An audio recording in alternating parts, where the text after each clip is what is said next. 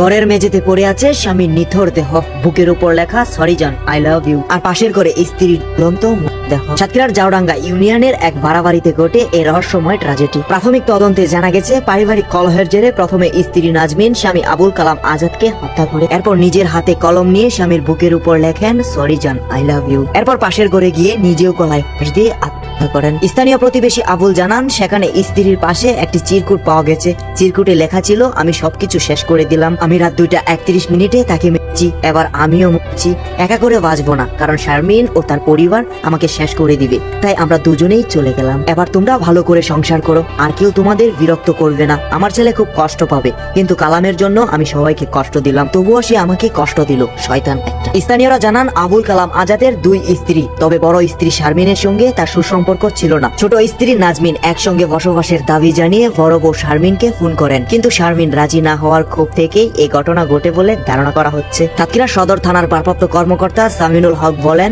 ঘটনাস্থলে পুলিশ উপস্থিত হয়েছে, আমি নিজেও যাচ্ছি, তদন্ত শেষে আইনানুগ ব্যবস্থা নেওয়া হবে। তিনি আরো বলেন, এই ঘটনা এলাকায় চাঞ্চল্যের সৃষ্টি করেছে, পুলিশ লাশ উদ্ধার করে ময়নাতদন্তের জন্য সাতক্ষীরা সদর হাসপাতালের মর্গে পাঠানোর প্রক্রিয়া চলছে, তদন্ত শেষে বিস্তারিত জানানো হবে। এখন প্রশ্ন উঠছে, এটা কি শুধুই পারিবারিক দ্বন্দ্বের ফল, নাকি এর পিছনে অন্য কোনো রহস্য লুকিয়ে আছে? তা তদন্তের মাধ্যমেই সামনে আসতে পারে আরো বেশ কিছু চমকপ্রদ তথ্য।